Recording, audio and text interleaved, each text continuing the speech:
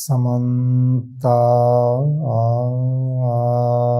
चक्रवालेषु अत्रा गच्छन्तु देवता सद्धम्मं मुनिराजस् सुनन्तो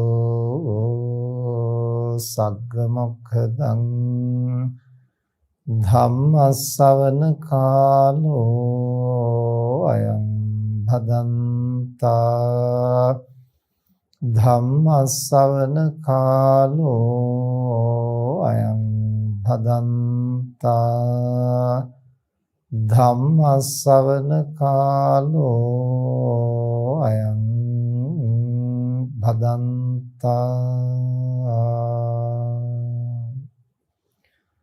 नमो तस् भगवतो अरहतो सम्मा सम्बुद्धस् नमो तस् भगवतो अरहतो सम्मा सम्बुद्धस् नमो तस् भगवतो अरहतो सम्मा सम्बुद्धस् दुवे सच्चानि अक्कासि सम्बुद्धो वदतं वरो सम्मुतिं परमत्थं च ततियं नोपलभ्यते संकेत वचनं सच्चं लोक सम्मुति कारणा परमत्त वचनं सच्चं धम्मानं भूत कारणाति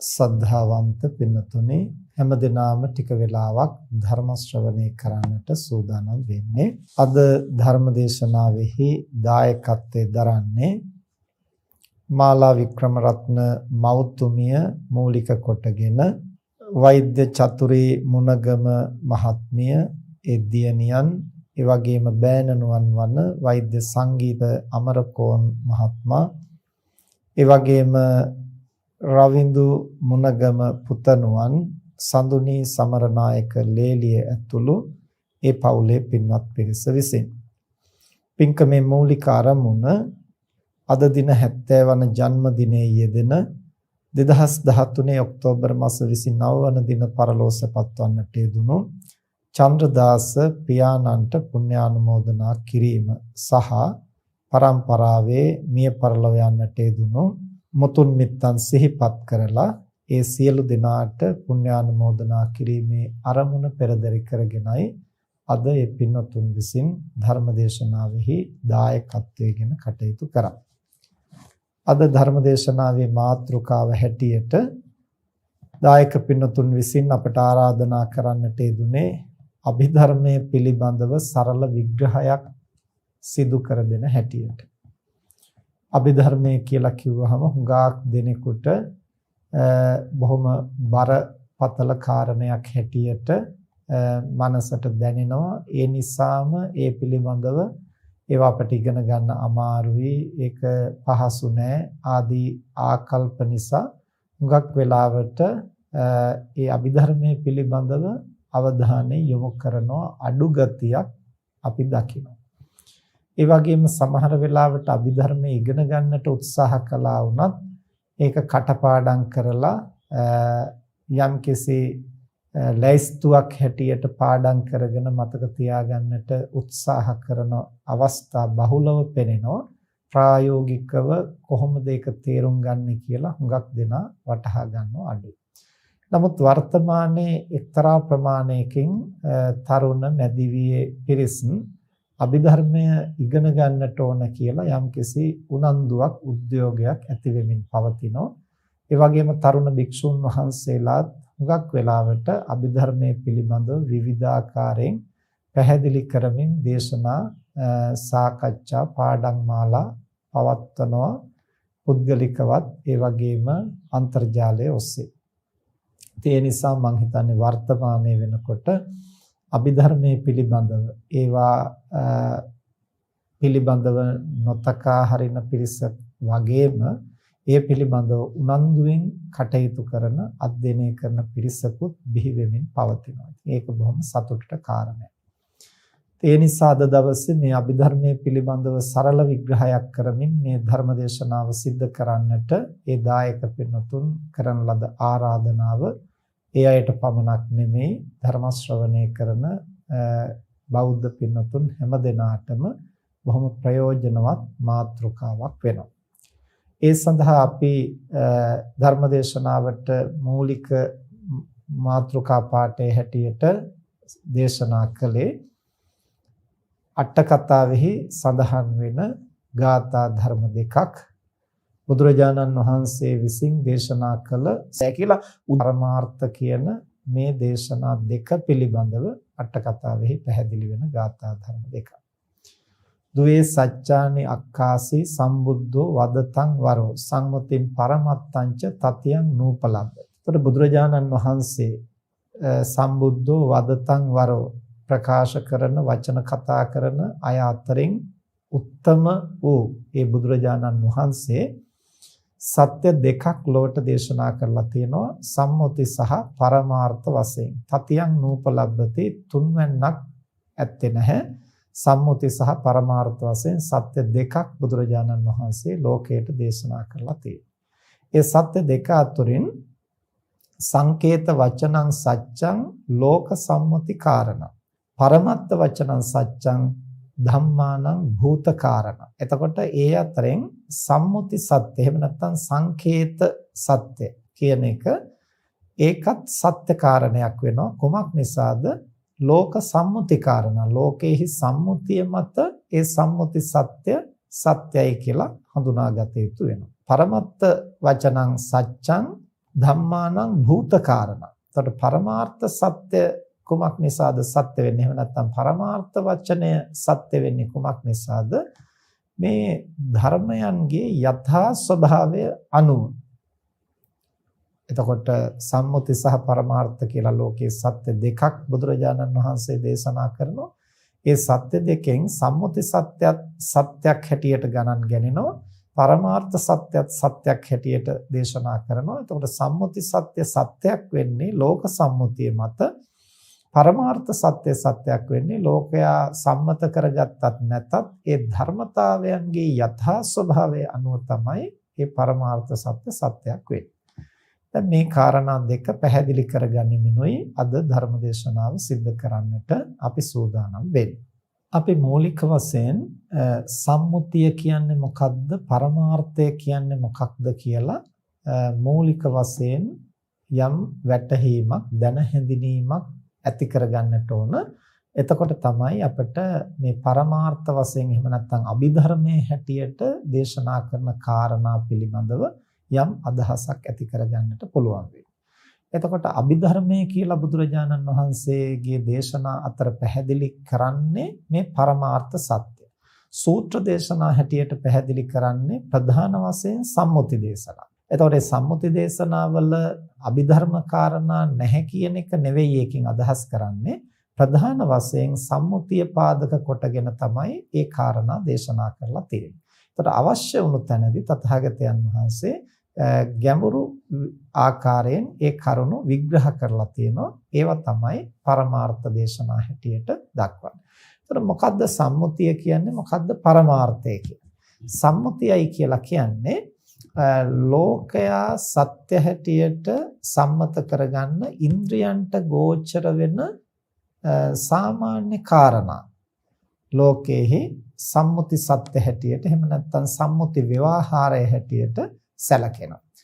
පරමාර්ථයයි කියලා කියන්නේ ඒ සම්මත වශයෙන් ඉන්ද්‍රියන්ට ගෝචර වෙන දෙයට වඩා ගැඹුරට ගිහිල්ලා ප්‍රඥාවට විශේෂ වෙන මේ සංස්කාර ධර්මයන්ගේ යථා ස්වභාවය පිළිබඳව කරන අධ්‍යයනයේ ඉගෙනීම තමයි පරමාර්ථය එහෙම නැත්නම් අභිධර්මයේ හැටියට විග්‍රහ කරන්නේ. එතකොට අපි උදාහරණයක් අරගෙන බැලුවොත් මේ විදිහට අපි හිතමු යම් කෙනෙක් මේසයක් පෙන්නලා කියනවා මේක මේසයක් කියලා. එතකොට කකුල් 4ක් තියෙනවා. ලෑලි කෑලි 4කින් මේ කකුල් 4 එකට සම්බන්ධ කරලා තියෙනවා. උඩට ලෑලි තට්ටුවක් සවි කරලා තියෙනවා. එතකොට ඒ බඳු දෙයකට අපි මේසයයි කියලා ව්‍යවහාර කරනවා. එතකොට මේ තියෙන්නේ මේසයක් කියලා යම් කිසි කෙනෙක් ප්‍රකාශ කළොත් ඒක බොරුවක් හැටියට කවුරුත් නිග්‍රහ කරන්නේ නැහැ. ඇයි මේ බොරු කියන්නේ? ඒක මේසයක් නෙමෙයිනේ කියලා එහෙම කියන්නේ නැහැ. නමුත් ඇත්තටම එතන මේසයක් කියලා සඳහන් කළාට ඒක කවුරුත් ඇත්ත හැටියට පිළිගත්තට එතන ගැඹුරින් විමසලා බලනකොට මේසයයි කියලා පෙනෙන්නට, හඟින්නට පරමාර්ථ වශයෙන් ගත හැකි කිසිවක් නැහැ. ඇයිද එහෙම කියන්නේ? අර මේසේ කකුල් 4 ගලවලා ඒක සම්බන්ධ කරලා තියෙන ලෑලි 4 ගලවලා උඩට සවි කරලා තියෙන ලෑලි තට්ටුව වෙන් කළාට පස්සේ එතන තියෙන ලෑලි කෑලි ටිකක් සහ ප්ලී කෑලි ටිකක් පමණයි. දැන් මේ ටික මිටියක් කරලා බැන්දට පස්සේ එතන තියෙන්නේ ලී මිටියක්. එහෙම නැත්නම් ලෑලි මිටියක් පමණයි. එතන මේසයයි කියලා ගත හැකි දෙයක් නැහැ. එහෙමනම් මේසයයි කියලා කිව්වේ මොකේද? ඒ ලෑලි කෑලි ටික සහ ලී කෑලි ටික සකසලා තිබුණු ආකාරයට සම්මත කරගත්තු සම්මුතිය. එතකොට ඒ හැඩයට තියෙනකොට ඒකට මේසයයි කියලා ව්‍යවහාර කරනවා. හැබැයි ඒ හැඩයට නැති වුනහම ඒකට කවුරුවත් මේසයයි කියලා කියන්නේ අර ලෑලි කෑලි ටික එකට ගලවලා මිටියක් බැඳලා තියෙනකොට මේ තියෙන්නේ මේසයයි කියලා කිව්වොත් එතන මේසයක් නැහැනේ කියලා කෙනෙකුට හැඟෙන්න පුළුවන්. නමුත් අර નિયમિત ක්‍රමයට සකසලා තියෙනකොට මේ මේසයයි කිව්වහම එතන අපිට කිසි ගැටලුවක් ඇති වෙන්නේ නැහැ. අන්න ඒ වගේ සම්මුතියයි කියලා කියන්නේ ඒ තියෙන හැඩය අනුව අපේ ඇහැට පේන විදිහ අනුව, කනට ඇහෙන විදිහ අනුව, කයට ස්පර්ශ වෙන විදිහ අනුව, දිවට දැනෙන විදිහ, නාසයට ආග්‍රහණ වෙන විදිහ, ඒ වගේම මනසට දල වශයෙන් හසු වෙන විදිහ අනුව අපි දේවල් මෙහෙමයි කියලා තීරණය කරනවා. ඒවා තමයි සම්මුති සත්‍ය හැටියට හඳුනාගන්නේ. නමුත් මේ සම්මුතිය හැටියට හඳුනා ගන්න දේ කොටස් කරලා බෙදලා කඩලා බිඳලා බැලුවොත් එතන ඒ කියන කාරණේ ප්‍රකට වෙන්නේ නැහැ. අර මේසේ ගලවලා බැලුවෙන් පස්සේ එතන මේසයක් හැටියට නෙමෙයි ලී කෑලි ටිකක් හැටියටයි ප්‍රකට වෙන්නේ. ඊට පස්සේ අපි මේ ලී කෑලි ටිකක් එහෙමනම් ඇත්තට මෙතන තියනව නේද කියලා කෙනෙකුට හිතෙන්න පුළුවන්. නමුත් මේ ලී කෑලි ටික අරගෙන පොඩි කෑලි වලට අපි හිතමු ඉරලා කපලා ගත්තන් පස්සේ එතන තියෙන්නේ කුඩා ලී කැබලි සමූහයක්. ඊට පස්සේ ඒ ටිකත් අපි හිතමු වැලි කඩදාසියකින් වගේ අතුල්ලලා හීනි කුඩු බවට පත් කළොත් ඊට පස්සේ එතන තියෙන්නේ ලී කුඩු සමූහයක්. මේ විදිහට ලී කුඩු ටිකක් තවත් කුඩු කරලා ඊටාම කුඩා අංශු බවට පත් කළොත් එතන සාමාන්‍යයෙන් පියවි ඇසට දර්ශනය කරන්නට දුෂ්කර තරමේ ඊටා සියුම් ලී කුඩු බවට පත් කරන්නට පුළුවන්. දැන් එතකොට ලී කුඩු උරයක් හැටියට අපට හඳුනා ගන්නට පුළුවන්. දැන් එතන මේසයක් නැහැ. දැන් මේසයයි කියලා කිව්වෙත් අර තිවිච්ච ටිකටම තමයි. දැන් මේ ලී කුඩු උරයයි කියලා ව්‍යවහාර කරන්නේත් ඒ තියෙන ටිකටම තමයි. එතකොට එහෙනම් මෙතන තියෙන ලී කුඩු උරයක්ද එහෙම නැත්නම් මේසයක්? මේසය කිව්ව එකත් ඒ අවස්ථාවේ හැටියට නිවැරදි. දැන් මෙතන තියෙන ලී කුඩු උරයක් කියන එක මේ අවස්ථාවේ හැටියට නිවැරදි. එතකොට කාරණා දෙකක් කොහොමද නිවැරදි වුනේ? ඒ නිවැරදි වුනේ අර අවස්ථාවේ මුල් අවස්ථාවේ තිබුණු හැඩය අනුව ලෝකයා සම්මත කරගෙන තිබුණා එක මේසයයි කියලා. මේ අවස්ථාවේ තියෙන ස්වરૂපය අනුව සම්මත කරගෙන තියනවා ඒ ලී කුඩුයි කියලා. දැන් මේ විදිහට ඒ අවස්ථාවේ අපේ ඉන්ද්‍රයන්ට ගෝචර වෙන හැටියට ලෝකයා සම්මත කරගන්න සම්මතය තමයි සම්මුති සත්‍ය කියලා හඳුනාගන්නේ. නමුත් ඒක බෙදාගෙන ගිහිල්ලා බලනකොට වෙනස් ස්වરૂප අපට හමු වෙනවා. මේසයයි කිව්වේ එක ලී කෑලි ටිකක් හැටියට හමු වෙනවා. ඒක තව ටිකක් කුඩු කලයින් පස්සේ ලී කුඩු ටිකක් හැටියට හමු වෙනවා. ඒවා තවත් කුඩු කලයින් පස්සේ ඇහැට නොපෙනෙන තරම් කුඩා පවුඩර් හැටියට අපට හමු වෙනවා. පිටි හැටියට. ඊට පස්සේ ඒවා තවත් සිහින්ව කුඩා කරලා බැලුවොත් බටහිර විද්‍යාවේ කියන පරමාණුයි කියන තැනට හඳුනා ගන්නට පුළුවන්. ඊට පස්සේ ඒවත් තව කුඩා කරලා වෙන් කරලා බලනකොට රූප කලාපයි කියලා දහමේ කියවෙන කාරණාවලට යන්න පුළුවන්. ඒවත් තව කුඩා කරලා බලනකොට රූප කියලා වෙන වූ කොටස් හැටියට හඳුනා ගන්නට පුළුවන්. මේ විදිහට බෙදාගෙන ගිහිල්ලා නැවත බෙදන්න බැරි මට්ටමටම යම් කිසි දෙයක් බෙදුවට පස්සේ අන්තිමට ඉතුරු වෙන කාරණේ හඳුන්වනවා පරමාර්ථයයි කියලා. අපේ රේරුකාණේ මහානායක හඳුරුවේ පරමාර්ථයයි කියන වචනේ විස්තර කරනවා. අර්ථ කියලා කියන්නේ යම් කිසිවකින් දැනෙන දේ. යම් වචනයක් කිව්වහම කනට ඇහෙන ඒ වචනෙන් හැඟෙන අර්ථය, යමක් ඇහැට පෙනුනන් පස්සේ යම් වාක්‍යයක් ලියලා තිනකොට ඒකෙන් අපිට හැඟෙන අර්ථය තමයි අර්ථ කියලා කියන්නේ.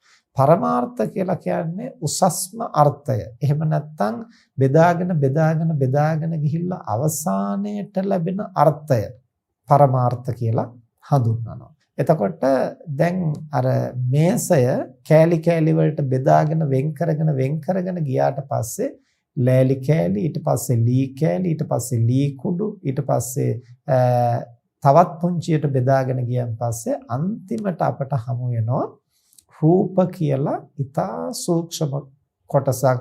ඒවා පියවියෙන් දකින්නට බෑ, අන්වීක්ෂයකින් දකින්නටවත් බැරි තරම් සූක්ෂමයි. හැබැයි නැවත ඒවා ආපහු බෙදන්නට බැරි මට්ටමට බෙදුවහම තමයි පරමාර්ථ හැටියට හඳුනාගන්නේ. අන්න ඒ විදිහට මේ ලෝකයේහි පවතින ඕනෑම දෙයක් බෙදලා අවසානයේට ලැබෙන ඊටා සූක්ෂම කොටස පරමාර්ථ ධර්ම හැටියට ධර්මයේහි හඳුන්වනවා. එතකොට ඒ අනුව සම්මුති සත්‍ය එකක් පරමාර්ථ සත්‍ය හැටියට ගත්තහම ඒවාහි ඇත්තටම පවතින්නේ මොනවද කියලා අපිට දැනගන්න ඕන නම් හඳුනා ගන්න ඕන නම් අපි අර පරමාර්ථ සත්‍ය පිළිබඳව අවධානය යොමු කරන්නට. උදාහරණයක් හැටියට අපි කතා කළොත් මෙහෙම හිතන්නකෝ. දැන් ඔන්න වර්තමානයේ අපි කියනවා මේ කොරෝනා වසංගතයෙන් ආරක්ෂා වෙන්න කොත්තමල්ලි තම්බලා බොන්න. දැන් කොත්තමල්ලි බිව්වහම විවිධ වෛරස් වලින් ආරක්ෂා වෙන්නට අපේ ශරීරය තුළ යම් ප්‍රතිශක්තියක් ගොඩ නැගෙනවා කියලා ආදි කාලේ ඉඳලා අපේ මුතුන් මිත්තන්ගේ ඉඳලා දැනගෙන තිබුණා. ඒ නිසා පරම්පරාවෙන් පරම්පරාවට අපි කොයි කවුරුත් දන්නවා උණක් හෙම්බිරිස්සාවක් හැදුනා වුණත් වෙනත් බාහිරින් බෝ වෙන රෝගාදියක් හැදෙන්නට ඉඩකඩ තියෙන අවස්ථාවක වුණත් කොත්තමල්ලි තම්බලා බිව්වහම යම් ආරක්ෂාවක් රැකවරණයක් සැලසෙනවා. ඒ වගේම ලෙඩක් දැනට හැදිලා තියෙනවා නම් ඒ ලෙඩේ ඉක්මනින් සුව වෙන්නට යම් ප්‍රතිශක්තියක් ගොඩ නැගෙනවා. දැන් මේක අපි හඳුනාගෙන ඉන්නවා සමාජයේ බහුතරයක්. නමුත් කොත්තමල්ලි බිව්වහම ඒ විදිහට ප්‍රතිශක්තිය වැඩෙන්නේ කොහොමද? ඒ රෝග සුව වෙන්නේ කොහොමද? ඒ වෛරසත් එක්කලා ප්‍රතික්‍රියා කරන්නේ කොහොමද කියලා ඇහුවොත් සාමාන්‍ය ලෝකයා ඒක විස්තර කරන්න දන්නේ නැහැ. ඒක විස්තර කරන්නට නම් ඒ කොත්තමල්ලි වල තියෙන සංඝටක මොනවද? ඒවැ තියෙන රසායනික ද්‍රව්‍ය මොනවද? ඒවා කොහොමද ශරීරයේ පවතින රසායනික ද්‍රව්‍යات එක්කලා ප්‍රතික්‍රියා කරන්නේ? වෛරසයේ තියෙන රසායනික කොටස් එක්කලා කොහොමද ප්‍රතික්‍රියා කරන්නේ? මේවා දීර්ඝ වශයෙන් අධ්‍යයනය කරලා ඉගෙන ගන්නට ඕන. එතකොට බටහිර විද්‍යාව තුළින් ඒවා යම් ප්‍රමාණයකට පැහැදිලි කරලා විග්‍රහ කරලා තියෙනවා. ඒ වගේම ආයුර්වේදයේ ඒවා යම් ප්‍රමාණයකට පැහැදිලි කරලා විග්‍රහ කරලා තියෙනවා. ඒතර ආයුර්වේද ක්‍රමයට අනුව හෝ එහෙම නැත්නම් බටහිර විද්‍යාවට අනුව හෝ කොත්තමල්ලි කියන්නේ මොනවද? ඒවාෙහි තියෙන ಗುಣ කර්ම මොනවද? ඒවා තියෙන සංඝටක මොනවද? ඒවා තියෙන රසායන කොටස් මොනවද? මේවා පිළිබඳව දීර්ඝ අධ්‍යයනයක් කළොත් තමයි කොත්තමල්ලි බිව්වහම ලෙඩ සුව වෙන්නේ මෙන්න මෙහෙමයි කියලා හරියටම තේරුම් ගන්නට පුළුවන් වෙන්නේ. හැබැයි එහෙම තේරුම් නොගත්තු සාමාන්‍ය ජනතාවට උනත් කොත්තමල්ලි බිව්වහම ලෙඩ හොඳ වෙනවයි කියන සාමාන්‍ය දැනීමක් තියෙනවා. ඒ අර සම්මත වශයෙන් අපිට අපි සමාජයේ දැනුමක් හැටියට ඉගෙනගෙන තියෙනවා. ඒ වගේම අත්දැකීමෙන් තේරුම් අරගෙන තියෙනවා. එතකොට අපිට අත්දැකීමකුත් තියෙනවා, දැනුමකුත් තියෙනවා. හැබැයි ඇත්තට මෙතන කොහොමද ඒක සිද්ධ වෙන්නේ කියන එක පිළිබඳව ඉගෙන ගන්නට ඕන නම් අර විද්‍යාත්මකව එහි ස්වરૂපය අපට අධ්‍යයනය කරන්නට වෙනවා. අන්න ඒ වගේ තමයි මේ ලෝකයේ තියෙන දේවල් පිළිබඳව අපට යම්කිසි දැනුමක් තියෙනවා. සම්මත වශයෙන් ඉන්ද්‍රයන්ට ගෝචර වෙන සමාජයේ දීර්ඝ කාලයක් පැවතුණු සම්මත දැනුමක් අපට තියෙනවා. ඒ දැනුම වගේම අපට මේ දේවල් පරිහරණය කිරීම තුළින් ලැබිලා තියෙන යම්කිසි අත්දැකීමකුත් තියෙනවා. නමුත් ඇත්තටම කොහොමද ඒවා ක්‍රියාත්මක වෙන්නේ කියලා හඳුනා ගන්නට ඕන නම් සූක්ෂම වශයෙන් ඒ ධර්ම බෙදලා බලන්නට ඕන. අන්න එහෙම බෙදලා බලන ක්‍රමය තමයි අභිධර්මයයි එහෙම නැත්නම් පරමාර්ථ ධර්ම විග්‍රහයයි කියලා හඳුන්වන්නේ. එතකොට එහෙම හඳුනා ගන්නකොට සමහර දේවල් අපිට පේනවා ඒවා ඉන්ද්‍රයන්ට ගෝචර වුණාට එහෙම බෙදා බලනකොට ඇත්තටම එහෙම දෙයක් එතන නැහැ. එතන තියෙන්නේ ඊට වඩා වෙනස් දෙයක් කියලා. ඉතින් ඒක හරියට වැටහෙන්න නම් අපි බෙදලා බලන්නට ඉගෙන ගන්නට ඕන. උදාහරණයක් හැටියට ගත්තොත් දැන් අපි හිතමු අපි අන්ධකාරේ රාත්‍රී අඳුරේ ඉන්නකොට ඈතින් අපිට පේනවා කවුරු හරි ගිනි පෙනෙල්ලක් අරගෙන වේගෙන් කරකවනවා. වේගෙන් කරකවනකොට ඈත ඉඳලා කළුවරේ බලා ඉන්න අපිට පේනවා ගිනි වලල්ලක්. ගිනි පෙනෙල්ලක් නෙමෙයි අපිට පේන්නේ ගිනි වලල්ලක්. එතකොට අපෙන් කවුරු හරි ඇහුවොත් මොකක් දිහාද බලා ඉන්නේ කියලා අර ගිනි වලල්ලක් පේනවා. ගිනි වලල්ලක් කැරකෙනවා පේනවා. එතකොට ඇත්තටම ළඟට ගිහිල්ලා බැලුවොත් එතන ගිනි වලල්ලක් නැහැ. එතන තියෙන්නේ ගිනි පෙනෙල්ලක් විතරයි. ගිනි වලල්ලක් පෙනිලා තියෙන්නේ කොහොමද? ඒ ගිනි පෙනෙල්ලේ වේගවත් චලනයත් එක්කලා තමයි වෘත්තාකාර චලනයත් එක්කලා තමයි අපිට ගිනි වලල්ලක් වගේ පෙනිලා තියෙන්නේ. ඒතර ගිනි වලල්ලක් කියාපු එක බොරුවකුත් නෙමෙයි. ඇයිද බොරුවක් නොවෙන්නේ? ඇසට ගෝචර වෙන්නේ එහෙම තමයි. නමුත් ඇත්තට මෙතන ගිනි වලල්ලක් නැහැ. එතන තියෙන්නේ තනි ගිනි පුළිඟුවක්, ගිනි පෙනෙල්ලක් විතරයි. ඒක චලනය වෙච්ච ස්වභාවයත් එක්ක තමයි අපිට වලල්ලක ආකාරයෙන් පේන්නේ. අන්න ඒ වගේ මේ ලෝකයේ පවතින මේ සියලුම සංස්කාර ධර්මවල හැබෑ ස්වභාවය වෙනම එකක්. ඒවා චලනය වෙන ක්‍රියාත්මක වෙන ස්වરૂපයත් එක්ක අපිට වෙන වෙන ස්වરૂපයන් පෙනෙනවා දැනෙනවා.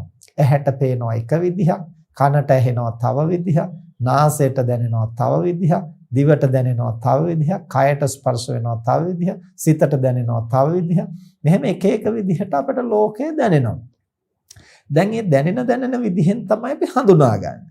එතකොට හඳුනාගන්නේ අර ගිනි පෙනෙල්ල කරකවනකොට ගිනි වලල්ලක් පෙනුනහම ගිනි වලල්ලක් දැක්කා කියනාසේ තමයි අපි දේවල් හඳුනගන්නේ. හැබැයි ඒක ඇත්ත නෙමෙයි. එතකොට බොරුවක් කියලා ඒක ඔප්පු කරන්න පහසුත් නෑ. ඇයි?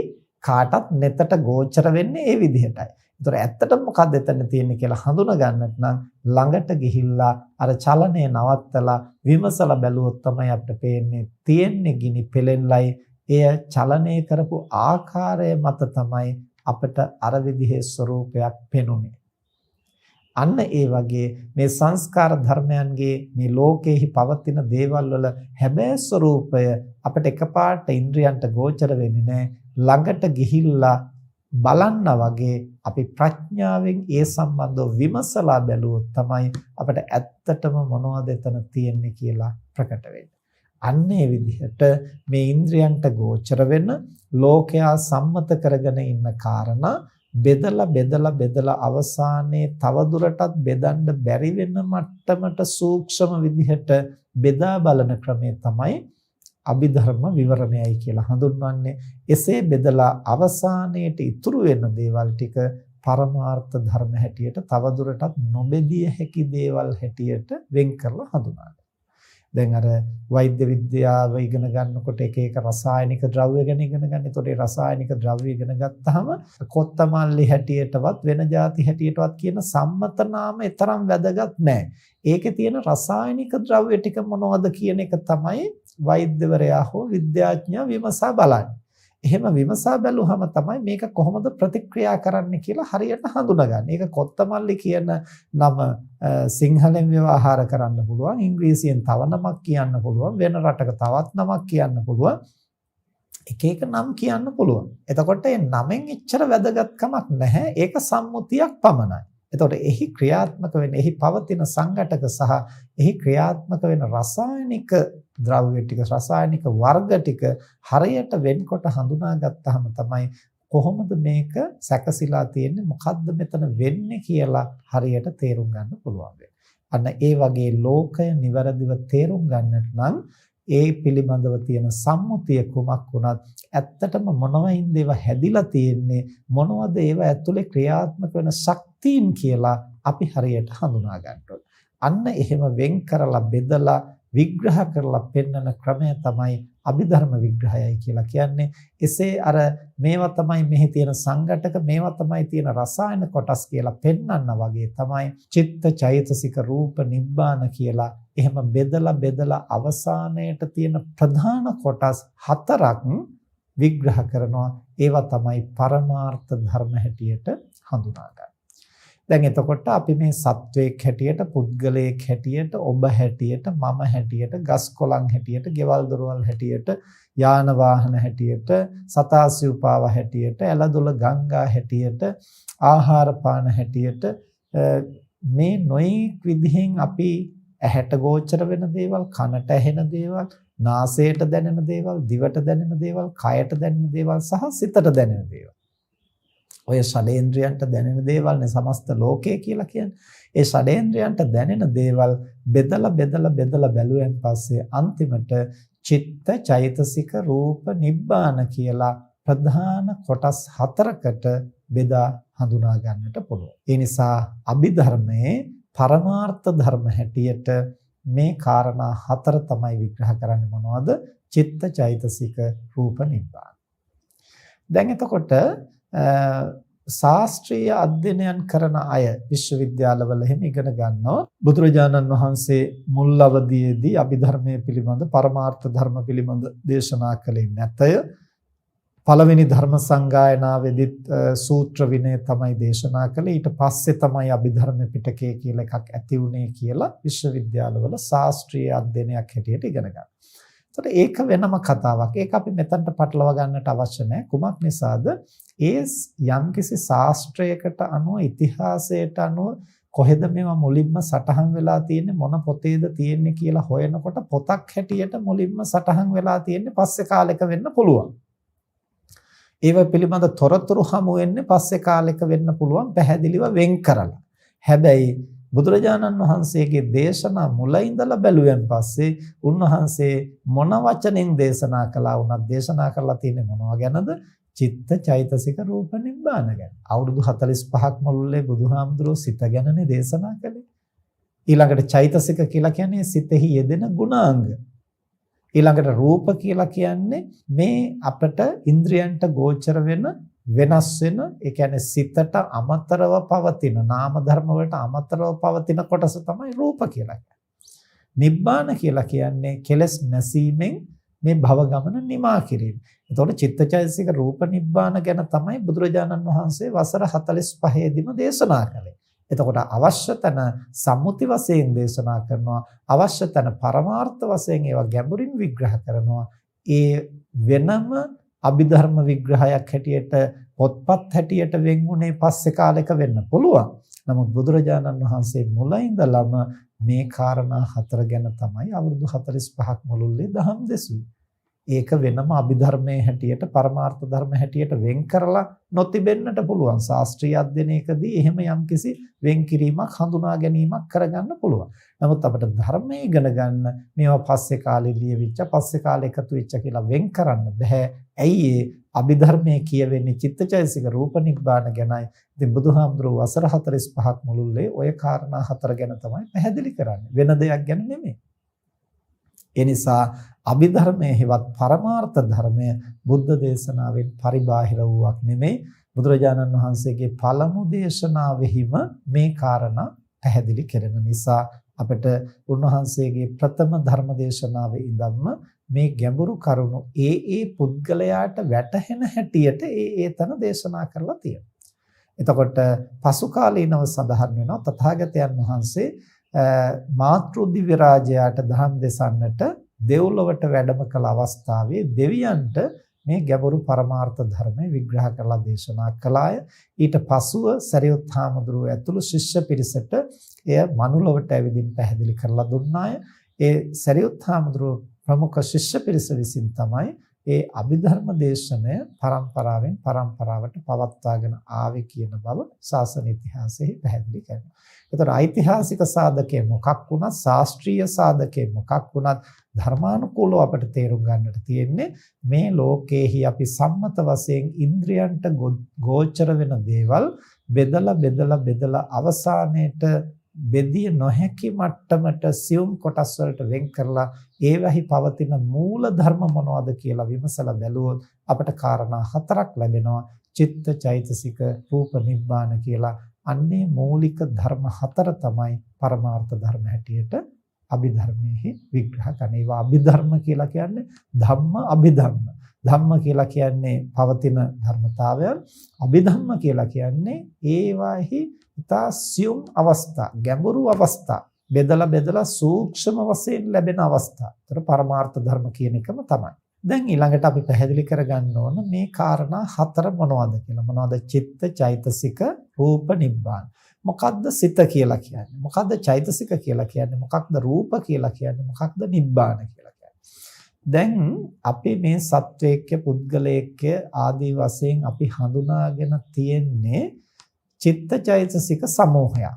චිත්ත චෛතසික සහ රූප සමූහයක්. මේ සත්වයාය පුද්ගලයාය කියන තැන නාම රූප ධර්ම ටිකක් තමයි තියෙන්නේ. අපි බෞද්ධ හැටියට ධර්මෙහි ඕන තරම් අහලා තියෙනවා. මෙතන තියෙන්නේ පංචස්කන්ධයක්, මෙතන තියෙන්නේ නාම රූප ධර්ම සමූහයක් කියලා අහලා තියෙනවා. දැන් මේ නාම රූප ධර්ම සමූහයක් තිබුණට අපිට ඒවා නාම රූප හැටියට වෙන් වෙලා පෙනෙන්නේ අපිට ඒවා පංචස්කන්ධයක් හැටියට වෙන්වෙන්ව පෙනෙන්නේ අපිට පෙනෙන්නේ එකම සත්වයක් හැටියට. මේ අම්මා, මේ තාත්තා, මේ බිරිඳ, මේ සැමියා, මේ මම, මේ ගහ, මේ ගේ, මේ වාහනේ ආදි වශයෙන් තමයි අපිට පේන්නේ. ඒ පෙනෙන්නේ කොහොමද? අර ගිනි පෙනෙල්ල ඈත ඉඳන් කරකවනකොට ඒකේ කරකැවෙන වේගයත් එක්කලා අපිට ගිනි පෙනෙල්ල නොපෙනී ගිහිල්ලා ගිනි වලල්ලක් හැටියට පෙනුණා වගේ දැන් අපිට මේ නාම රූප වලින් සැදුම් ලද්දා වූ මේ නාම රූප පුඤ්ජය, එහෙම නැත්නම් මේ පංචස්කන්ධය අපිට සත්වයක් හැටියට, පුද්ගලයෙක් හැටියට, මම හැටියට පෙනෙන්නට ගන්නවා. ඒක ක්‍රියාත්මක වෙන ස්වરૂපයත් එක්කලා. දැන් අර ළඟට ගිහිල්ලා බලන්න වගේ මේවා වෙන් කරලා බෙදලා බලනකොට තමයි මෙතන සත්වයකුත් නැහැ, පුද්ගලයෙකුත් නැහැ, ආත්මෙකුත් නැහැ, මම කියලා කෙනෙකුත් නැහැ. මෙතන පවතින්නේ නාම රූප ධර්ම සමූහයක් පමණයි කියලා හඳුනා ගන්න පුළුවන්. අන්නේ හඳුනා ගැනීම, අන්නේ අවබෝධය හරියට ඇති වෙනකොට තමයි අපිට මේ සත්වයා, පුද්ගලයා කියලා ඇති වෙලා තියෙන වැරදි දෘෂ්ටිය දුරු වෙන්නේ. එතකොට ගිනි පෙනෙල්ල කරකවන ආකාරය මත ගිනි වලල්ලක් හැටියට පෙනුනට ඒක සම්මත ලෝකයේ සත්‍ය හැටියට ගත්තට ඒක ඇත්තටම පවතින සත්‍යයක් නොවේ. එතකොට ඒ පුද්ගලයා ඉන්නේ සම්මත වශයෙන් සත්‍ය මත උනාට ඒක පරමාර්ථ වශයෙන් ගත්තහම ඒක මුලාවක්. ඒක අසත්‍යයක්. ඒ අපට ලෝකයේහි හැබෑ ස්වභාවයෙන් නොපෙනී වෙනත් ආකාරයකට පෙනෙන ගතිය හඳුන්වනවා අවිද්‍යාව, එහෙම නැත්නම් මිත්‍යා දෘෂ්ටිය කියලා. අවිද්‍යාවයි කියලා කියන්නේ කරුණු පවතින ස්වභාවයෙන් හරියට නොදැනෙන ගතිය, නොපෙනෙන ගතිය, නොඇටහෙන ගතිය. එතකොට මිත්‍යා දෘෂ්ටියයි කියලා කියන්නේ ඒ තියෙන දේවල් වෙනත් වැරදි ආකාරයකින් පෙනෙන ගතිය. හරියට පැහැදිලිව නොපෙනෙන ගතිය අවිද්‍යාවයි, එහෙම නැත්නම් මුලාවයි, මෝහයයි. මිත්‍යා දෘෂ්ටි කියලා කියන්නේ එතන දෘෂ්ටි කියලා කියන්නේ දැක්ම, මිත්‍යා දෘෂ්ටි කියලා කියන්නේ වැරදි විදිහට දකිනවා. ඒතර නොදකින්නවා කියන එක එකක්, වැරදි විදිහට දැක ගන්නවා කියන එක තවත් එකක්. දැන් අපි හිතමු අර ගිනි පෙළෙල්ල ඈත ඉඳලා කරකවනකොට අපි S2 පියාගෙන ඉන්නවා. S2 පියාගෙන ඉන්නකොට අපිට පේන්නේ නැහැ. දැන් ගිනි පෙළෙල්ලක් පේන්නේත් නැහැ, ගිනි වලල්ලක් පේන්නේ නැහැ. ඒතර මොකක්වත් පේන්නේ නැහැ. ඊට පස්සේ අපි S2 කරලා බැලුවෙන් පස්සේ අපිට දැන් පේනවා. හැබැයි පේන්නේ පවතින දේ නෙමේ, වෙනත් දෙයක් තමයි අපිට පේන්නේ. අන්න ඒ වගේ ලෝකයේහි ස්වභාවය අපිට නොපෙනෙන ගතිය, නොදැනෙන ගතිය ඒක එක්තරා අඳුරක් වගේ, අන්ධකාරයක් වගේ. ඒ අන්ධකාරයෙන් වැසී පවතිනා වගේ තමයි ලෝකයේ යථාර්ථය අපේ මනසට හරියට වැටහෙන්නේ නැහැ. ඒ වගේම ඒ වැටහෙන්නේ නැතිකම නිසා තියෙන දේවල් වැරදි විදිහට අපි හඳුනා ගන්නවා, වටහා ගන්නවා. එතකොට පුද්ගලයාට මිත්‍යා දෘෂ්ටිය ඇති වෙනවා. ඉතින් මේ தત્ත්වය දුරු කරන්න නම් අවිද්‍යාව සහ මිත්‍යා දෘෂ්ටිය දුරු කරන්නට නම් ඒ පුද්ගලයා තුල අර අඳුර දුරු කරලා ආලෝකය ප්‍රඥාව අවදි කරන්නට ඕන, විද්‍යාව අවදි කරන්නට ඕන. අන්නේ ප්‍රඥාව අවදි කළාම තමයි අපිට මේ ලෝකයේහි හැබෑ ස්වභාවය ප්‍රකට වෙන්නට ගන්න. ළඟට ගිහිල්ලා බැලුවාම ගිනි පෙනෙල්ලක් තියෙන්නේ කියලා හඳුනාගත්තා වගේ ප්‍රඥාව අවදි කරලා යථාර්ථය නිවැරදිව වටහා ගන්නට උත්සාහ කරනවා. එතකොට අපිට පෙනෙන්න ගන්නවා මෙතන සත්වයක් නැහැ, පුද්ගලයෙක් නැහැ, ආත්මයක් නැහැ. මෙතන තියෙන්නේ නාම රූප ධර්ම සමූහයක් පමණයි. ඊට පස්සේ නාම රූප ධර්මත් නැවත විමසලා බලනකොට අපිට පේනවා ඒ රූපය කියන්නේ මේ මස් ගොඩක් වගේ පෙනුනට මේක එකක් නෙමෙයි. මේ සියුම් කොටස් වලින් තමයි මේක හැදිලා තියෙන්නේ. දැන් අපි අන්වීක්ෂයකින් වගේ බැලුවොත් අපිට පොඩි පොඩි කොටස් වශයෙන් පේන්න ගන්නවා. මේක ඇතුලේ ගොඩාක් සත්තු ඉන්නවා පේන්න ගන්නවා. දැන් අපිට මේ කය දිහා බැලුවෙන් පස්සේ මේ මගේ කය කියලා තමයි අපිට හිතෙන්නේ. හැබැයි දැන් මේකේ මේ මස් ටිකක් අරගෙන පරීක්ෂා කරලා බැලුවොත් එහෙම මේකේ දහස් ගණනක් ඉතා ශුද්ධ ප්‍රාණීන් නලියන ආකාරය හඳුනා ගන්නට පුළුවන්. එතකොට මේ ප්‍රාණීන් සමූහයකගෙන් සැදුම් ලද්දා වූ මස් වැදල්ලක් තමයි මගේ කය හැටියට මම හැටියට හඳුනාගෙන තියෙන්නේ. මෙතන එතකොට අන්තිමට බැලුවෙන් පස්සේ එක්කෙනෙක් නෙමෙයි. සත්වෝ දහස් ගණනක් දසදහස් ගණනක් මෙහි පවතිනවා. ඒ සියල්ලම තමයි මම කියලා අපි හඳුනාගෙන තෘෂ්ණාවෙන් බදාගෙන තියෙන්නේ. එතකොට නොදැනුවත්කම විතරක් නෙමෙයි වැරදි වැටහීම. වරදවා වටහා ගැනීමක් අර ගිනි පෙනෙල්ල ගිනි වලල්ලක් හැටියට වරදවා වටහා ගත්තා වගේ දැන් අපිට වැරදි වැටහීමක් ඇති වෙලා තියෙනවා මේ රූපය පිළිබඳ. ඊට පස්සේ සිත ගත්තාම සිතේ ස්වභාවයත් ඒ වගේ. අපිට හිතෙන්නේ අපිට හිතක් තියනවා කියන එක අපිට දැනෙනවා. හැබැයි අපිට දැනෙන්නේ මට එක හිතක් පවතිනවා වගේ. අන්තිමට ළඟට ගිහිල්ලා හොඳට විමසලා බැලුවෙන් පස්සේ ගිනි වඩල්ල ගිනි පෙනෙල්ලක් හැටියට පෙනුණා වගේ මේ එක හිතක් වගේ පෙනෙන එක විමසලා බැලුවෙන් පස්සේ නෑ එක හිතක් නෙමේ සිත් සමූහයක් කියලා දැනෙන්නට ගන්නවා. ඊට පස්සේ සිත් සමූහයක් විමසලා බැලුවෙන් පස්සේ අපිට පෙනෙන්න ගන්නවා එතන සිත් විතරක් නෙමේ පවතින්නේ ඒ සිත්වලට ආවේනික වූ ගුණාංගත් පවතිනවා. ඒ ගුණාංග හඳුන්වනවා චෛතසික ධර්ම කියලා. එතකොට රූප කියලා කොටසක් තියෙනවා. ඊට පස්සේ නාම කියලා කොටසක් තියෙනවා. ඉස්සල්ලාම නාම රූප කියලා දෙකට බෙදෙනවා අපට පේනවා. විමසලා බලනකොට. ඊට පස්සේ රූපය බැලුවහම එකක් නෙමේ. එතනත් අර අපි මේසේ අරගෙන කෑලි වලට ගලවලා ඊට පස්සේ පොඩි පොඩි කෑලි වලට කපලා ඊට පස්සේ වැලි කඩදාසියෙන් ගෑවෙන් පස්සේ අන්තිමට දුහවිලි අංශු වගේ කුඩු ටිකක් ඉතුරු වෙන්නේ. අන්න ඒ වගේ මේ කයත් ගත්තන් පස්සේ බෙදලා බැලුවෙන් පස්සේ මේකේ තියෙනවා ඊතා සූක්ෂම කොටස් සමූහයක්. ප්‍රධාන කොටස් හතරක් තියෙනවා. පඨවි, ආපෝ, තේජෝ, වායෝ. පඨවි කියන්නේ තද ගතිය, ආපෝ කියන්නේ ඇලෙන බැඳෙන ගතිය, තේජෝ කියලා කියන්නේ උණුසුම් ගතිය, වායෝ කියලා කියන්නේ තෙපුල් දෙන, පිම්බෙන, තල්ලු කරන ගතිය. එතකොට මේ හතර වෙන් කරන්න බැරි විදිහට එකටම බද්ධ වෙලා පවතිනවා. ඊට පස්සේ ඒ හතරත් එක්කලා තවත් රූප කොටාස 24ක් ක්‍රියාත්මක වෙන සියුම් රූප කොටාස. මොනවද? වර්ණ, ගන්ධ, රස, ඕජා ආදී අවශේෂ රූප කොටාස. ඒ වර්ණ රූපය තමයි ඇහැට පේන්නේ. ඇහැට පේන එක අල්ලලා බැලුවොත් ඒ පේන එක නෙමෙයි අහුවෙන්නේ. දැන් අපි හිතමු යම් කිසි කෙනෙක් යම් වර්ණයක් අපේ නෙතට ගෝචර වෙනවා. අපි දිය බඳුනක් අරගෙන බැලුවොත් ඒකේ වීදුරුවක් වගේ ස්වරූපයකින් අපිට ඒ ජලය ටික පේනවා. ඊට පස්සේ අත දැම්මෙන් පස්සේ අර වීදුරුවේ ස්වරූපයක් නෙමෙයි අත ඇතුළට බහිනවා. ඊට පස්සේ සිසිලසක් තමයි අපිට දැනෙන්නේ. එතකොට ඒ ඇහැට පේන එක නෙමෙයි අතට දැනෙන්නේ. අතට දැනෙන්නේ සිසිලස හෝ උණුසුම හෝ. නමුත් ඇහැට පේන්නේ ඒක නෙමෙයි එහි පවතින වර්ණ ධාතුව. කනට ඇහෙන්නේ ශබ්ද ධාතුව. නාසයට දැනෙන්නේ ගන්ධ ධාතුව. දිවට දැනෙන්නේ රස ධාතුව. කයට දැනෙන්නේ පොට්ටබ්බ. පොට්ටබ්බ කියලා කියන්නේ පඨවි, තේජෝ, වායෝ. මේ විදිහට ඉන්ද්‍රයන්ට ගෝචර වෙන්නේ එක් රූප. ඒවා වෙන වෙන රූප හැටියට තමයි ධර්මයේ අභිධර්මයේදී පැහැදිලි කරන්නේ. දැන් එතකොට අපිට එක්කෙනෙක් හැටියට එක ද්‍රව්‍යයක් හැටියට පෙනුණු දේ විමසලා බෙදලා බලනකොට එහි තියෙනවා පඨවි, ආපෝ, තේජෝ වායෝ වර්ණ ගන්ධ රස ඕජා ඇතුළු රූප 28ක් එහි පවතිනවා කියන බව තථාගතයන් වහන්සේ විග්‍රහ කරලා පෙන්නනවා.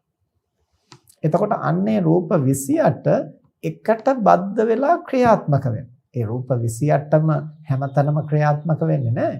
සමහර තැන්වල අඩු වැඩි වෙනවා. අවම වශයෙන් මේ 8 තියෙනවා. මොනවද? පඨවි ආපෝ තේජෝ වායෝ වර්ණ ගන්ධ රස ඕජා කියන මේ 8 එකටම පවතිනවා. ඒවා හඳුන්වන රූප කලාප කියලා. එතකොට කලාප හැටියට මිටි හැටියට ගොඩවල් හැටියට පවතින අවම කලාපය තමයි මේ රූප 8 අනිවාර්යෙන් පවතිනවා. ඒ රූප 8ට අඩුවෙන් කලාපයක් හැදෙන්නේ නැහැ. තව එකට එක එක එකතු වෙලා වැඩි වෙන්න පුළුවන්. එතකොට අර අවම කලාපය ගත්තා වුණත් ඒකේ පවතින රූප කොටාස ටික එකට එකතු වෙලා හරියට අපේ රේරුකානේ මහානායක හාමුදුරුවෝ උපමාවකින් පැහැදිලි කරනවා. දැන් හාල් පිටි, තිරිඟු පිටි, කුරක්කම් පිටි, බඩ ඉරඟු පිටි මේවා එකට දාලා වතුර ටිකක් දාලා කලවම් කළාන් පස්සේ අපි අහනවා දැන් කෝ හාල් පිටි.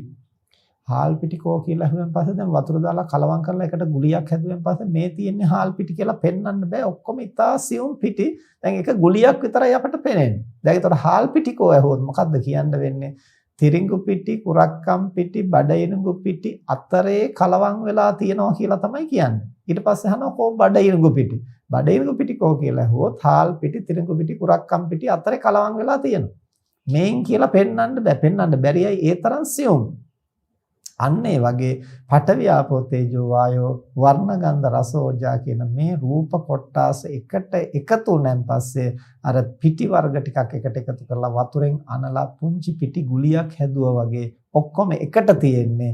එතකොට වෙන් කරන්නට පහසු නැහැ. හැබැයි එතන වෙන වූ ධර්ම ටිකක් තමයි පවතින්නේ. ඉතින් එය හඳුනා ගන්නට පියවි මනසින් බෑ. ඒ සඳහා ප්‍රඥාව අවදි කරන්නට ඕන.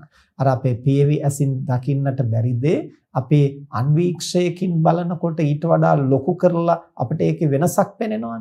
මේ එකක් වගේ පෙනිච්ච එකක් නෙමෙයි. දැන් මෙතන මේ මහ ගොඩක්.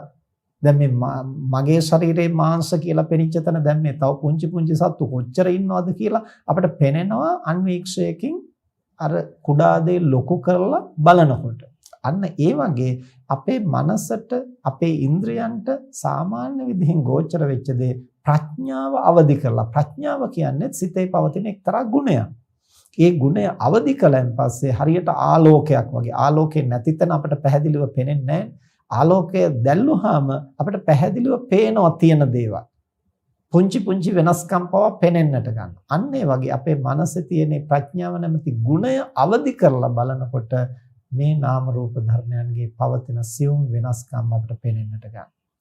ඒ විදිහෙන් තථාගතයන් වහන්සේ උන්වහන්සේගේ සර්වඥතා ඥාණයෙන් දකිනවා මෙතන රූප කියලා මේ සත්ව පුද්ගලව හැටියට හඳුනාගෙන තිබුණට මෙතන තියෙන එක් රූපයක් නෙමේ, මෙතන රූප සමූහයක් තියෙන්නේ. ඒ රූප සමූහය හඳුන්වනවා රූප ධාතුවයි. එහෙම නැත්නම් 8 රූප 28ක් හැටියට බෙදා දක්වනවා අභිධර්මයේ. දැන් අපි බෙදලා වෙන් කරලා ගත්ත රූප කියලා කොටස ඊට පස්සේ රූප කියන එකත් බෙදලා ගත්තන් පස්සේ එතන 28කට බෙදී යනවා. ඒ 28ක් වූ රූප හඳුනාගත්තාම තමයි අපිට මේ භෞතික ලෝකයේ දේවල් ක්‍රියාත්මක වෙන්නේ කොහොමද කියලා හරියට තේරුම් ගන්නට පුළුවන් වෙන්නේ. එතකොට අපිට කොත්තමල්ලිද එහෙම නැත්නම් වෙනිවැල් ගැටද කියලා නම් එතරම් වැදගත් නැහැ.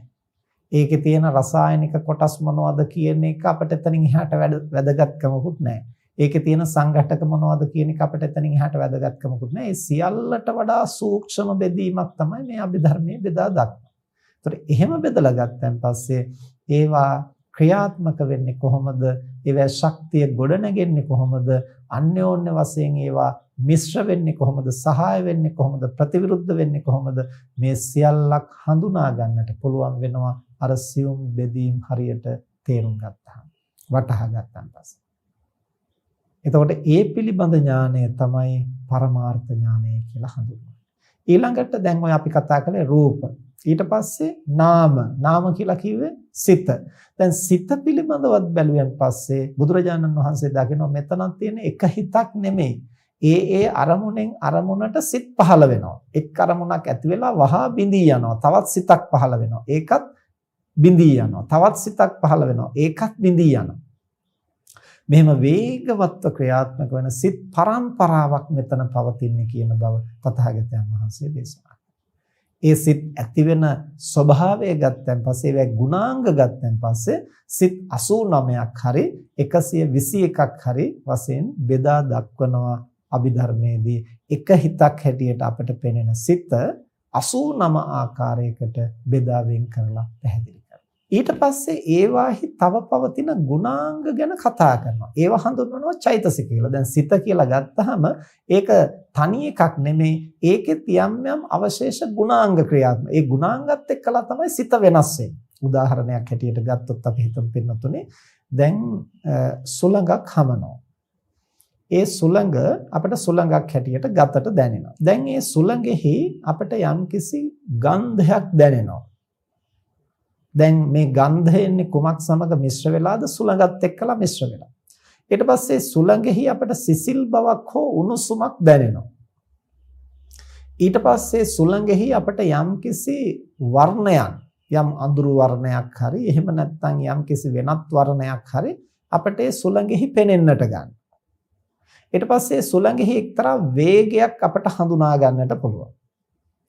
දැන් මේ වර්ණයයි මේ ගන්ධයයි මේ උණුසුම හෝ සිසිලසයි මේ වේගයයි ඔක්කොම මොකේද තියෙන්නේ? අර සුළඟෙහි. දැන් අපිට සුළඟ අයින් කරලා වේගය වෙනම අයින් කරන්න පුළුවන්ද? වේගය වෙනම අයින් කරන්න බෑ. ඒ සුළඟෙහිම තියෙන එක්තරා ගුණයක් තමයි වේගය කියලා කියන්නේ. අන්න ඒ වගේ මේ සිත හට ගන්නකොට ඒ සිත නැමැති ශක්තියෙහි යම් ගුණාංග තියෙනවා. ඒ අවස්ථාවට ක්‍රියාත්මක වෙනවා. අන්නේ ගුණාංග ටික තමයි චෛතසික ධර්ම කියලා හඳුන්වන්නේ. එතකොට සිත ක්‍රියාත්මක වෙනකොට මේ ගුණාංගත් සිතත් එක්ක තමයි ක්‍රියාත්මක වෙන්නේ. ගුණාංග වෙනමයි සිත වෙනමයි වෙන් කරන්න බෑ.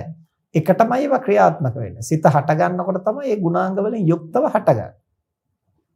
මේ ගුණාංග කොටස් දෙකකට බෙදෙනවා කුසල අකුසල කියලා. යහපත් අයහපත් කියලා. එතකොට මේ කුසල චෛතසික එහෙම නැත්නම් යහපත් ගුණාංග සමග යම් සිතක් හට ගන්නවා නම් ඒ සිත කුසල් සිතක්. ඒ සිත යහපත් සිතක්. ඒ යහපත් සිතක් කියන්නේ Tamanටත් අනුන්ටත් යහපත ගෙන දෙන්නට සමර්ථයි. ඊළඟට අර අකුසල් එහෙම නැත්නම් දුර්ගුණ මිශ්‍ර වෙච්ච සිතක් හට ගන්නවා නම් ඒක අකුසල සිතක් අයහපත් සිතක් කියලා හඳුනනවා. ඇයි ඒක අයහපත් සිතක් කියන්නේ? Tamanටත් අනුන්ටත් අනර්ථය ගෙන දෙන්නට සමර්ථයි. දැන් එතකොට ධර්මයේ පැහැදිලි කරනවා ලෝභ සිත් ඇති කරගන්න එපා, තණ්හාව ඇති කරගන්න එපා, ඊර්ෂ්‍යාව ඇති කරගන්න එපා, තරහ ගන්න එපා, මෙත් වඩන්න, ඉවසන්න, එතකොට කරුණා මෛත්‍රිය ඇති කරගන්න. ඒවා තමයි හොඳ. දැන් මෙහෙම කිව්වහම අපිට යම්කිසි සම්මුති දැනුමක් තියෙනවා. දැනුම තිබුණා වුණාට තරහ ගන්න එපා කිව්වට අපිට තාමත් තරහ මතුවෙනවා. ඇයි ඒවා සියුම් විදිහට අපි හඳුනාගෙන නැහැ. තරහ කියන්නේ මොකක්ද? ඒක හටගන්නේ කොහොමද? ඒක හටගත්තාම සිතට කොච්චර හානියක් වෙනවද? ලෝකෙට කොච්චර හානියක් වෙනවද කියලා අපි හරියට වෙන්කොට හඳුනාගෙන නැහැ. හඳුනාගෙන නැති නිසා තාමත් අපිට ඒක වළක්වා ගන්නට බෑ. ඉවසීම පුහුණු කරන්න, මෛත්‍රිය පුහුණු කරන්න, සිහිය පුහුණු කරන්න, ප්‍රඥාව අවදි කරන්න මේවා අපට කියනවා. අපි දැන් දැනගෙන තියෙනවා සම්මුති වශයෙන් ඒවා හොඳයි කියලා. හොඳයි කියලා දැනගත්තට අපිට ඉවසීම පුහුණු කරන්න කිව්වට තාම අපිට ඉවසන්න බෑ. සිහිය පවත්වන්න කිව්වට තාම අපිට සිහිය පවත්වා ගන්න බෑ. ඇයි ඒවයි ස්වභාවය මොකක්ද? ඒක හටගන්නේ කොහොමද? ඒක පවත්වගන්නේ කොහොමද? ඒක ක්‍රියාත්මක වෙන්නේ කොහොමද? ඒකට ප්‍රතිවිරුද්ධ ධර්ම මොනවද? ඒවද සහාය ධර්ම මොනවද කියලා අපි වෙන්කොට බෙදලා බලලා හඳුනාගෙන නැහැ. හඳුනාගෙන නැත්නම් ඒ තනත්තාට අකුසල් දුරු කරන්න, කුසල් වඩන්න කිව්වට මේක කරන්න තේරෙන්නේ නැහැ. ඇයි කොත්තමල්ලි බොණ්ඩ ඒක හොඳයි කිව්වහම තේරෙනවා. ඒ වගේ වැරදි කරන්න එපා හොඳ කරන්න කිව්වහම තේරෙනවා. හැබැයි කොත්තමල්ලි බොණ්ඩ ඕන තාත්‍රාවෙන්ද ඒක අනිත් ඒවත් එක්කලා සමවිෂම වෙන්නේ කොහොමද? එහෙම ඥානයක් නැහැ. ඇයි කොත්තමල්ලි වල තියෙන්නේ මොනවද කියලා වෙන් කරලා හඳුනාගෙන නැති නිසා. අන්න ඒ වගේ වැරදි කරන්න එපා, හොඳ කරන්න, යහපත් දේ කරන්න කිව්වම ඒක අපිට තේරුණා වුණාට හොඳ වෙන්නේ කොහොමද? වරද වෙන්නේ කොහොමද? ඒ වරදෙහි තියෙන අන්තරාය මොකක්ද? හොඳෙහි තියෙන යහපත මොකක්ද? මේවා අපිට පැහැදිලිව දැනෙන්නට නම් ඒ චිත්තචෛතසිකයන් සූක්ෂම විදිහට ක්‍රියාත්මක වෙන ආකාරය හඳුනා ගන්නට. අන්න එහෙම හඳුනාගත්තාම තමයි අපිට ලෙඩවීමන්නේ කොහොමද? ඒ සිතේ ගුණාංග වැඩ කරන්නේ කොහොමද? බටම වැටහෙන්නේ මේ දුකම තමයි වෙන්වීම. සංසිත ඇති වෙන්නේ කොහොමද? අකුසල් සිත් ඇති වෙන්නේ කොහොමද? දුගතියේ උපදින්නේ කොහොමද? සුගතියේ උපදින්නේ කොහොමද? සැප විපාක මේ සියලුමද දුක් විපාක ලැබෙන්නේ කොහොමද? සසර පවතින්නේ කොහොමද? නවතින්නේ කොහොමද? මේ වැටහෙනවා ගන්න පුළුවන් වෙන්නේ චිත්තචෛතසික චතුරාර්ය සත්‍යක වෙන ආකාරය. දුක්ඛ සත්‍ය ඒක හඳුනාගත් නිවැරදිව අවබෝධ වෙලා නැති චිත්තචෛතසික ධර්තුනේ කින් එක බද්ධ වෙලා ක්‍රියාවලදී පැහැදිලි කරලා දෙනවා. දුක සත්වයක්වත් පුද්ගලයෙක්වත් ආත්මයක්වත් නැහැ. පවතින්නේ නාම රූප ධර්ම ටිකක් පමණයි. ඒවා එකින් එක ප්‍රත්‍ය වෙලා ක්‍රියාත්මක වෙන්නේ කොහොමද කියලා වැටහෙනවා. ඊට පස්සේ අපිට පෙනෙන්න ගන්නවා, දැනෙන්න ගන්නවා. මේවා ඕනනම් වෙන් කරන්න පුළුවන්. වෙන් කරලා නැවත නොහට ගන්නා තත්ත්වයටපත් කරන්න පුළුවන්. ඒතර වෙන් කරනවා කියන එකෙන් අදහස් කරන්නේ ඒකින් එක බද්ධ වෙලා හටගන්න ක්‍රියාවලිය ඕනනම් අපිට පවත්වන්න පුළුවන්, ඕනනම් නවත්තන්න පුළුවන්. පවත්වන්නේ කොහොමද? ඒ පවත්වන්න අදාළ හේතු ගොඩ නැගෙනකොට ඒක පවතිනවා. නවත්තන්නේ කොහොමද? ඒ පවත්වන්න අදාළ හේතු හඳුනාගෙන ඒවා වළක්වන්න පුළුවන් නම් මේක සම්පූර්ණයෙන් නවත්තන්න පුළුවන්. අන්න ඒක හරියට තේරුම් ගත්තන් පස්සේ මේක දිගමකට පවත්වගෙන ගිහින් තේරුමක් නැහැ කියලා හරියට වැටහුනහම මේ ගමන නවත්තන්නට පුළුවන්. එය හඳුන්වනවා නිර්වාණ කියලා. ඉතින් දැන් මේක නවත්තන්න ගියාම නාම ධර්මවල ක්‍රියාකාරීත්වය, රූප ධර්මවල ක්‍රියාකාරීත්වය, චිත්තචෛතසිකයන්ගේ ක්‍රියාකාරීත්වය මේවා නොදැන මේක නවත්තන්න බෑ. එතකොට අපි මේ භවයේ නිවන් දකින්නවා, මේ ගෞතම බුද්ධ ශාසනයේ නිවන් දකින්නවා කියලා කියන්න පුළුවන්. කියන්න පුළුවන් වුණාට ඒක කරන්න හරියට වැටහෙන්න නම් මේවා ක්‍රියාත්මක වෙන රටාව තේරුම් ගන්නට. තේරුම් ගත්තොත් තමයි ඒවා පිළිබඳව වෙනස්කම් කරන්න පුළුවන්. දැන් අපි හිතමු යම්කිසි උපකරණයක් ක්‍රියාත්මක වෙනවා. දැන් මේ උපකරණය නවත්තන්න ඕන. එහෙම නැත්නම් නැවතිලා තියෙන උපකරණය ක්‍රියා කරවන්නට ඕන. ඉතින් එහෙම කරන්නට නම් ඒ පිළිබඳව යම්කිසි අවබෝධයක් තියෙනවා. ඊට පස්සේ ඒක යම්කිසි පළුද්දක් වෙනවා. ඒකේ වරදක් වෙනවා. වරද හදන්නට නම් ඒක ක්‍රියාත්මක වෙන හැටි කොහොමද කියලා හරියට තේරුම් අරන් ඉන්නට. මේක කැඩුනේ මෙහෙමයි. මේකට මෙන්න මේ කාරණේයි අඩු වෙලා තියෙන්නේ. මේක මෙතනට වැඩි වෙලා තියෙනවා. ඒක තේරුම් ගන්නවා සම්පූර්ණ උපකරණය වැඩ කරන හැටි හඳුනා ගන්නට. එහෙම හඳුනාගත්තේ නැත්නම් අපිට ඒ මේ ක්‍රියාත්මක වෙන්නට පුළුවන් කමක් නැහැ. ඒක සැප වේග ගැන දන්න කෙනෙක් ගෙන්න ගන්න. ඉතින් මේ නාම රූප ධර්ම සම්බන්ධව වෙන දන්න කෙනෙක් ගෙන්න ගත්තයි කියලා අපේ භව ගමන විසඳෙන්නේ නැහැ. දැන් බුදුරජාණන් වහන්සේ නමක් මුණ ගැහිලා අපි මේ කාරණේ ඇහුවොත් බුදුහාමුදුරුවෝ උන්වහන්සේගේ ප්‍රඥාවෙන් මේක පැහැදිලි කරයි. හැබැයි මේක අපේ ප්‍රඥාවෙන්, තමන්ගේ ප්‍රඥාවෙන් වටහා ගත්තේ නැත්නම් තමන්ට මේක ලෙහා ගන්න බෑ. උපකරණය නම් බාහිර කාරණයක් නිසා තමන්ට බැරි නම් වෙන කෙනෙකුට කියලා හරි හදා ගන්න පුළුවන්.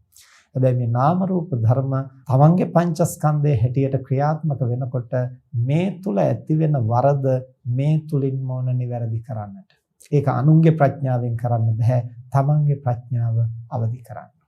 එතකොට එහෙම අවදි කළොත් තමයි මේක නවත්තන්න පුළුවන් වෙන්නේ. නවත්තන්න නම් පවත්වන හැටි, පවතින හැටි තේරුම් ගන්නට ඕන. පවතින හැටි තේරුම් ගන්න නම් මේ සත්වයක්, පුද්ගලයෙක්, ආත්මයක් හැටියට එකක් හැටියට හඳුනාගෙන ඉන්න දේ බෙදලා කොටස් කරලා වෙන් කරලා මෙතන මෙන්න මෙහෙම ශක්ති සමූහයක් තමයි ක්‍රියාත්මක වෙන්නේ. මේවා එකින් එක ප්‍රත්‍ය වෙන්නේ මෙහෙමයි කියලා හරියට වටහා ගන්න ඕන.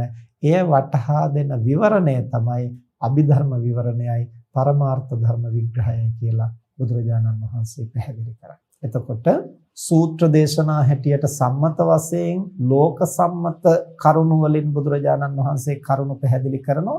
ඒ සම්මත වශයෙන් පැහැදිලි කළා වුණත් දීර්ඝ කාලයක් සසරේ ප්‍රඥාව අවදි කරලා තියෙන කෙනෙකුට ඒව වටහා ගන්නට පුළුවන්. එතකොට එහෙම ප්‍රඥාව අවදි කරලා නැති කෙනෙකුට මේවා වෙන වෙනම බෙදා පෙන්වන්නට වෙනවා. දැන් අපි උදාහරණයක් හැටියට ගත්තොත් අපි හිතමු වෛද්‍යවරයෙකුට යම් ඖෂධ ටිකක් ගැන කියා දෙනවා. එතකොට මේ වෛද්‍යවරයාට ඒවැ තියෙන රසායනික ද්‍රව්‍ය ආදිය ගැන අමුතුවෙන් පැහැදිලි කරන්න ඕන නැහැ. සම්මත වශයෙන් බෙහෙත් ඖෂධවල නම් ටික කිව්වන් පස්සේ වෛද්‍යවරයා දන්නවා ඒවැ තියෙන රසායනික සංයෝග මොනවද කියලා. හැබැයි ලෙඩෙකුට අපි බෙහෙත් ගැන කිව්වහම බෙහෙත් ටිකේ වචන ටික දන්නවා නම් ටික දන්නවා. හැබැයි ඒවැ තියෙන රසායනික සංයෝග සාමාන්‍ය රෝගියෙකුට ඒ සුඛයක් වෙන්නේ නැහැ. එතකොට ඔහුට ඒක දැනගන්නට ඕන නම් වෙනම පැහැදිලි කරන්නට වෙනවා, උගන්වන්නට වෙනවා. අන්න ඒ වගේ තමයි සාංශාරික වශයෙන් මේ පරමාර්ථ ධර්මවල සියුම් ස්වභාවය ප්‍රඥාවෙන් වටහාගෙන තියන අයට සම්මත වශයෙන් අර බෙහෙත්වල නම් ටික කිව්වයි කියලා දවරයට ඒවැ ගැඹුරු රසායනික සංයෝග වැටහෙන්න වගේ ප්‍රඥාව පුහුණු කරලා තියෙන කෙනෙකුට සසර ගමනේ මේ පරමාර්ථ ධර්ම හරියට තේරෙන බව කියන කෙනෙකුට සම්මුති වශයෙන් කාරණා පැහැදිලි කළත් අවබෝධ කරගන්නට පුළුවන්කම තියෙනවා. එහෙම නැති සාමාන්‍ය ජනයාට මේවා වෙන් කර කර බෙදා දක්වන්නට ඕන. ඒ නිසායි බුදුරජාණන් වහන්සේ ඒ පුද්ගලයාට ගැළපෙන හැටියට වෙන වෙනම ධර්ම කාරණා විග්‍රහ කළා. ඒ නිසා මේ කාරණා සිහියේ පවත්වාගෙන මේ අභිධර්ම දේශනාව හෙවත් පරමාර්ථ ධර්ම දේශනාව ඒවා පසු කාලීනව නිර්මාණය වුණු දේවල් බුද්ධ දේශනා නෙවෙයි කියලා ඒ ශාස්ත්‍රීය දේශනා කරන අය පසු කාලීනව යම් ප්‍රකාශන කවරක් ප්‍රකාශ කළා වුණත් මේ තථාගත ධර්මය සම්මුති පරමාර්ථ කියන දෙවිධයටම බුදුරජාණන් වහන්සේ දේශනා කරලා තියෙන එක් පුද්ගලයාගේ අවබෝධය සඳහා. එතකොට අපට මේ සසර පැවැත්ම නිමා කරන්න, නිවන් අවබෝධ කරන්න ඕන නම් නවත්තන්නේ කොහොමද කියලා දැනගන්නට ඕන. නවත්තන්නේ කොහොමද කියලා දැනගන්නම් මේක පවතින්නේ කොහොමද කියලා වටහා ගන්නට ඕන. ඒ පවතින්නේ කොහොමද කියලා වටහා ගන්නට නම් මේ එක් පුද්ගලයෙක් හැටියට හඳුනා ගන්න තමන්ගේ පංචස්කන්ධය නාම රූප හැටියට වෙන් කරලා බෙදලා ඊට පස්සේ රූප කොටාස චිත්තචෛසික වශයෙන් වෙන වෙනම සියුම්ව බෙදා අධ්‍යයනය කිරීම වැදගත් වෙනවා, ප්‍රයෝජනවත් වෙනවා. ඒ නිසා අභිධර්මයේ හෙවත් පරමාර්ථ ධර්මයේ ඉගෙනීම නිවන් දැකීමට හැම කෙනෙකුටම මහෝපකාරී වෙන කාරණයක් කියන බව සිහියේ තබාගෙන තම තමන්ගේ ශක්ති ප්‍රමාණය වෙනම වගුවක් පාඩම් කරන හැටියට වෙනම ලැයිස්තුවක් පාඩම් කරන හැටියට කටපාඩම් කරගත්ත පමණින් තමන්ට ඥානය එන්නේ නැහැ.